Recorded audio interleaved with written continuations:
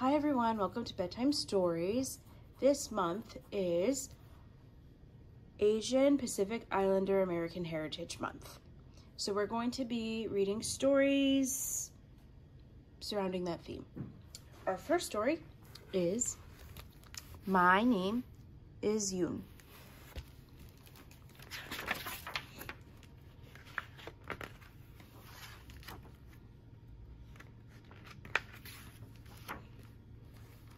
My name is Yoon. I came here from Korea, a country far away. It was not long after we settled in that my father called me to his side. Soon you will have to go to your new school. You must learn to print your name in English, he said. Here, this is how it looks. Yoon. I wrinkled my nose. I did not like Yoon. Lines, circles, each standing alone. My name looks happy in Korean, I said. The symbols dance together. Yoon. And in Korean, my name means shining wisdom. I like the Korean way better. Well, you must learn to write it this way. Remember, even when you write in English, it still means shining wisdom. I did not want to learn the new way. I wanted to go back home to Korea. I did not like America. Everything was different here. But my father handed me a pencil, and his eyes said, "Do as I say." He showed me how to print every letter in the English alphabet. So I practiced, and my father was very pleased. "Look," he called to my mother. "See how well our little Yoon does." "Yes," she said. "She will be a wonderful student." I wrinkled my nose.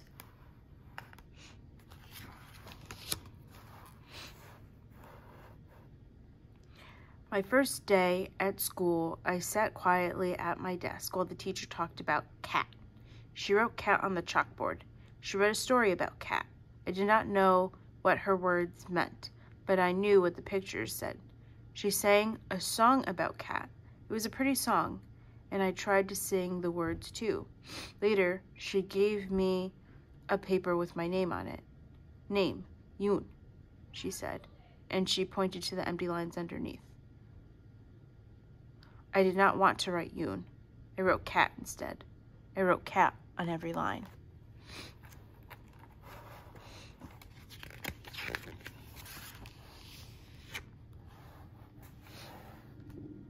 I wanted to be cat.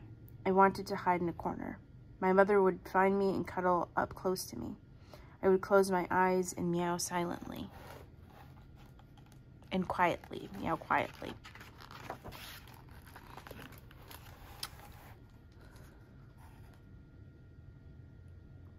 The teacher looked at my paper. She shook her head and frowned. "So you are cat?" she asked. The ponytail girl sitting behind me giggled. After school, I said to my father, "We should go back to Korea. It is better there." "Do not talk like that," he said. "America is your home now." I sat by the window and watched a little robin hop in the yard. He is all alone too, I thought. He has no friends. No one likes him. Then I had a very good idea. If I draw a picture of the teacher, then maybe she will like me. It was the best bird I had ever drawn. "Look, Father," I said proudly. "Oh, this makes me happy," he said. "Now do this." And he showed me how to print bird under the picture. The next day at school, the teacher handed me another Yoon paper to print, but I did not want to print Yoon. I wrote bird instead. I wrote bird on every line. I wanted to be bird. I wanted to fly back to Korea. I would fly to my nest, and I would tuck my head under my little brown wing.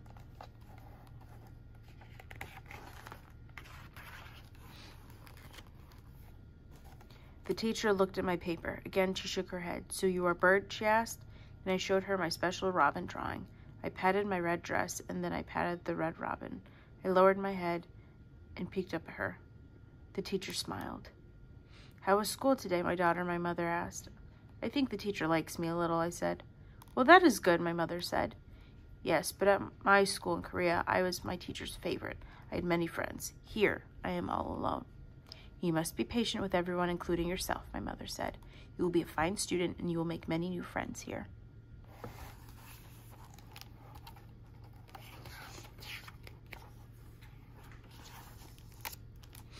The next day, at recess, I stood near the fence by myself. I watched the ponytail girl sitting on the swing. She watched me too. Suddenly, she jumped off the swing and ran over to me. She had a package in her hand.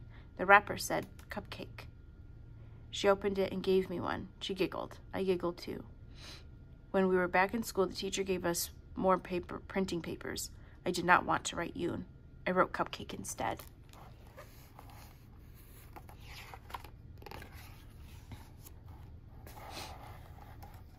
I wanted to be Cupcake. The children would clap their hands when they saw me. They would be excited. "Cupcake," they would say. "Here is Cupcake."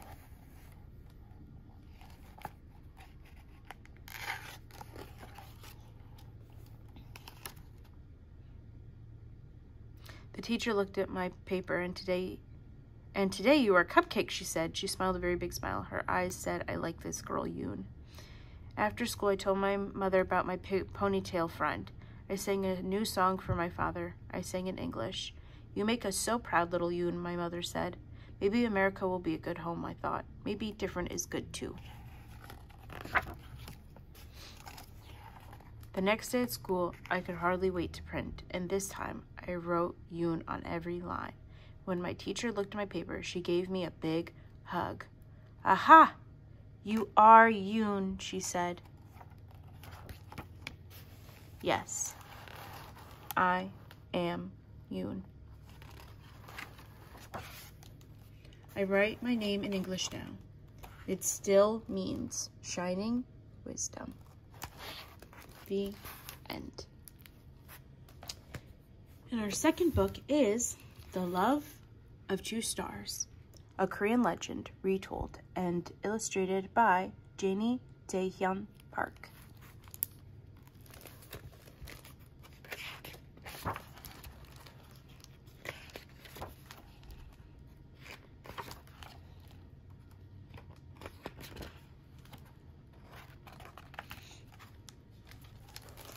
Once upon a time, there was a kingdom in the starry sky.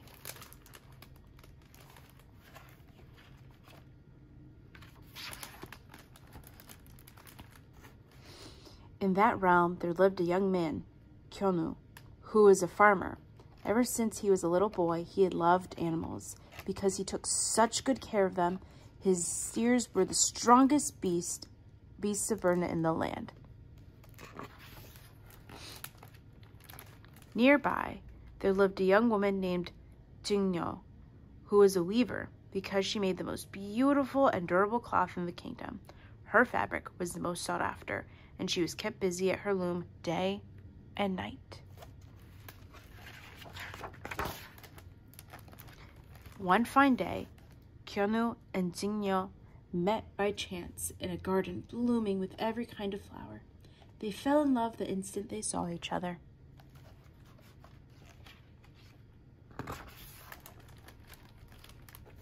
From that day forth, their only desire was to be together. They lost all interest in their former lives. Kyonu's cattle grew sick, and Jingnyo's loom grew dusty, and they spent their days talking in the garden, reveling in their love for each other.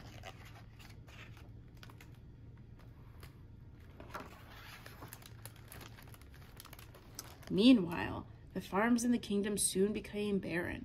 As there were no more strong cattle to plow the fields, people began to grow hungry. And their clothes began to wear and thin and had to be patched since there was no longer any fine, strong cloth to buy.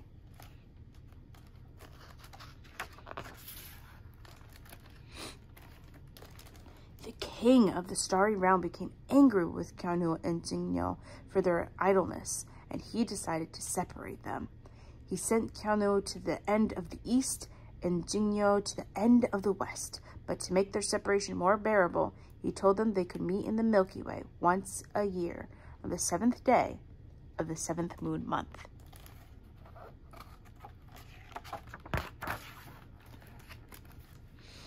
Once Kyonu and Jingnyo were separated, they sadly went back to their duties, but their hearts were broken, and they missed each other.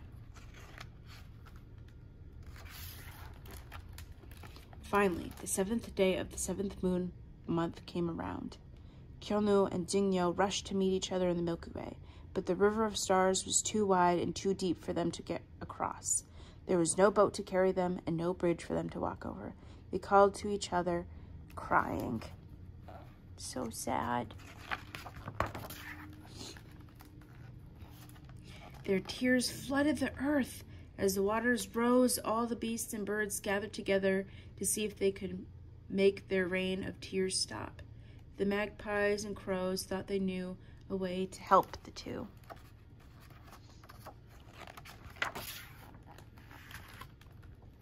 They flew to their thousands up into the sky, beak to tail, wingtip to wingtip.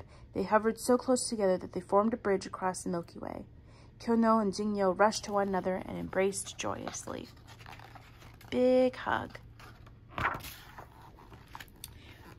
When the time came to say goodbye, they shed tears once again, but these tears were gentle, and when they fell on the earth, the plants flourished and bore many rich fruits.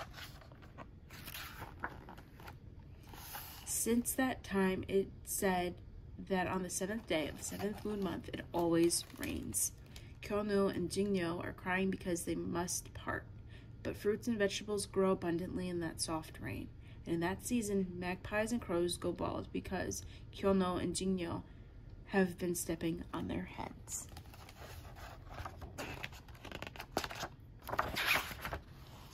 The end. Thank you for reading with me. Have a nice night.